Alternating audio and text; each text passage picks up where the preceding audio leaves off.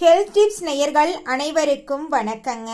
நம்ம இன்னைக்கு இந்த வீடியோ பதிவில் எதை பற்றி பார்க்க போறோன்னு பார்த்தீங்கன்னா, இந்த காலத்தில் பெரியவங்கள்லேருந்து சின்னவங்க வரைக்கும் எல்லாருமே கால்வலின்னு ரொம்பவும் அவதிப்பட்டுட்டு இருக்கோங்க.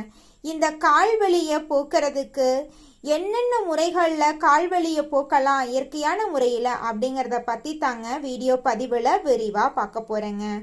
ஒரு பக்கெட்டில் வெந்நீர், அதில் கொஞ்சம் ஒரு சிறிதளவு உப்பு போட்டுட்டுங்க, அந்த நீரை கலக்கி விட்டுட்டு 15லிருந்து 20 நிமிஷம் கால்களை ஊற வைங்க. வெதுவெதுப்பான நீரில் நீங்கள் இந்த செயல்முறையை செஞ்சு பாருங்க. இது தசை வலியை குறைச்சி இரத்த ஓட்டத்தை சீராக்கும்.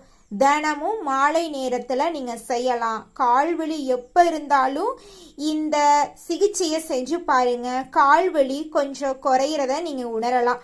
மிகவும் அதிக அளவில் கால்வலி இருந்துச்சுன்னு வச்சுக்கோங்க, உடனடியாக உங்கள் வீட்டுக்கு அருகில் இருக்கக்கூடிய மருத்துவரிடம் போய் ஆலோசனை கேட்டு எதனால வந்திருக்கு, சத்து குறைபாடா, வேற ஏதாவது பிரச்சனையா அப்படிங்கிறத பார்த்துட்டு நீங்கள் அதற்கேற்ப மருந்துகளை எடுத்துக்கங்க.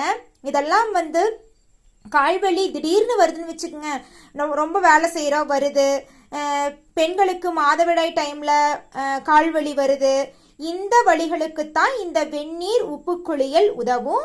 நம்ம சில நேரத்தில் ஹாஸ்பிட்டல் போக முடியாத சுச்சுவேஷன் இருந்துச்சுன்னா இதை செஞ்சு பார்த்துக்கலாம். நிச்சயமாக இந்த வெந்நீர் உப்பு குளியல் உதவுங்க. கால் வலிச்சா தூங்கவும் முடியாது. ஒரு மனுஷன் தூங்காமல் எப்படிங்க இருக்க முடியும்? காலையிலிருந்து வேலை செய்கிறோம், நைட்டு தான் தூங்க முடியுது, அதுலேயும் கால்வலின்னு இருந்தால் என்னங்க பண்ணுறது? இரும்பு, கால்சியம், மெக்னீசியம் நிறைந்த உணவுகளை எடுத்துக்கங்க. பால், பன்னீர், முருங்கைக்கீரை, வாழைப்பழம், பச்சைப்பயிறு, நீர் குறைவாக இருந்தால் கூட கால்வலி வரும். தினமும் 2.5 லிட்டர் தண்ணீர் குடிங்க. கால்களை மெதுவாக தலையணி மீது வச்சு தூங்கினா இரத்த ஓட்டம் சீராக இருக்கும், கால்வலி குறையும். கால்வலி ஒரு 7 நாள் வரைக்கும் தொடர்ச்சியாக இருந்துக்கிட்டே இருக்கு, தூங்கவும் முடியல அப்படின்னு இருந்துச்சுன்னா, காலில் வீக்கம் இருக்கு, சூடு சுளுக்கு இருந்தா, நரம்பு அல்லது வைட்டமின் B12 குறைபாடு இருக்கலாங்க. டாக்டர்கிட்ட போய் பரிசோதனை பண்ணிட்டு அதற்கேற்ற மருந்துகளை எடுத்துக்கிட்டு உங்களுடைய உடலை ஆரோக்கியமாக வச்சுக்கோங்க. நன்றி, வணக்கம் நேயர்களே. அடுத்து வேறொரு ஹெல்த் டிப்ஸில் சந்திக்கலாம் நேயர்களே.